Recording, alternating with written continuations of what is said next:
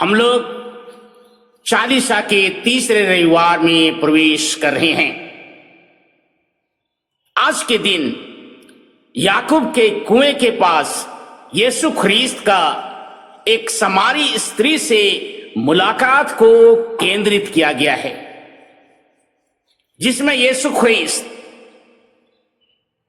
प्यासे की तरह जल मांगते हैं और बदले में जीवन जल देना चाहते हैं। यह दिखाता है कि ईश्वर हम प्रत्येक जन के पीछे है। निर्गमन ग्रंथ अध्याय 17 पद संख्या 3 से 7 में हम सुनते हैं कि कैसे इस्राएल लोग प्यासे हैं और प्यास से ईश्वर को और मूसा के विरुद्ध में भुनभुनाते हैं।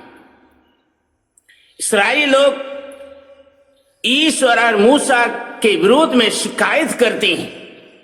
वे भूल जाते हैं ईश्वर की दया करुणा को।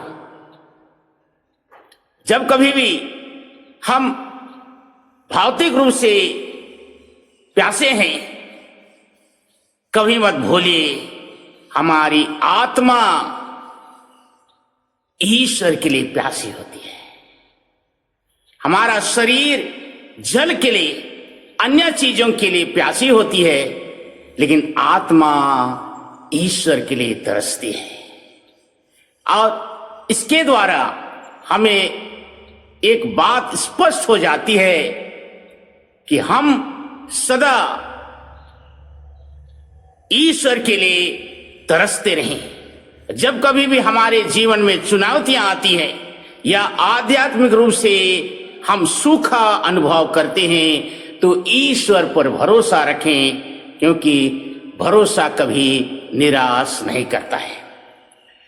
संत पौलुस रोमियों के अपने पत्र अध्याय 5 1 से 8 में बताते हैं कि ईश्वर अपने प्यार को पवित्र आत्मा के द्वारा हमारे हृदय में उड़ेल दिया है।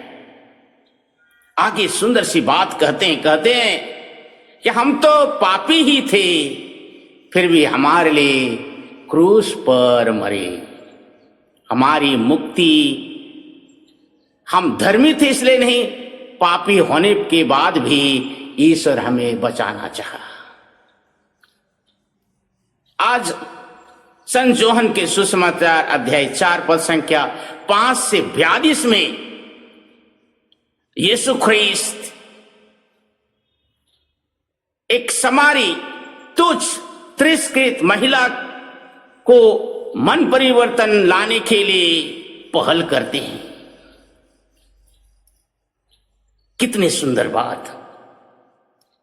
और उनके पहल के द्वारा वह मन परिवर्तन करती है। यीशु ख्रीस्त जीवन जल देना चाहते हैं। कभी ना भूलें, ईश्वर की कृपा को अपने औकात से, अपने सामर्थ्य से अर्जित नहीं किया जा सकता है, लेकिन हम ईश्वर की दया करुणा से उसके हाथ से पा सकते हैं। आज हम जानते हैं कि इस सुसमाचार में यीशु ख्रीस्त इस समारी स्त्री को, जो तुच्छ है, तिरस्कृत है, गिरी है, पड़ी है, उनके जीवन के इतिहास को जानते हैं, उनके जीवन के जमीर को जानते हैं। लेकिन यीशु ख्रीस्त अंतर्यामी है। उनके गिरे हुए मनोभाव, गिरे हुए चरित्र को उजागर नहीं करते हैं, उसकी गरिमा को बनाए रखते हैं। एक निर्णायक की तरह तुम अच्छे हो, बुरे हो, खराब हो, ये कभी नहीं कहा। ये हमारे लिए एक चुनौती है कि हम एक ख्रिस्ती होके हर व्यक्ति की गरिमा को बरकरार रखने की चेष्टा करें।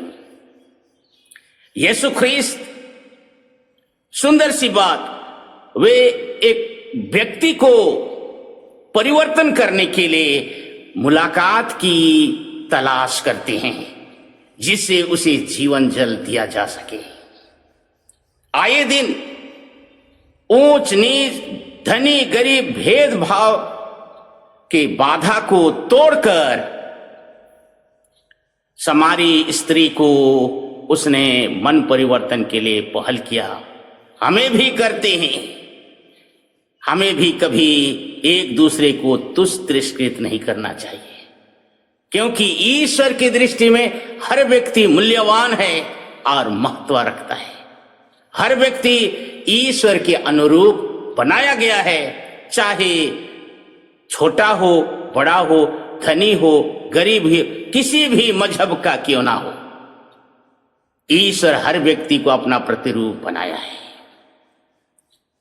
चौथी बात है, इस समारी स्त्री के मन परिवर्तन के द्वारा, ख्रीस्त के जीवन जल प्रदान करने के द्वारा हम प्रत्येक जन को प्रेरणा मिलती है कि हम दैनिक जीवन में समारी स्त्री से अच्छे नहीं हैं।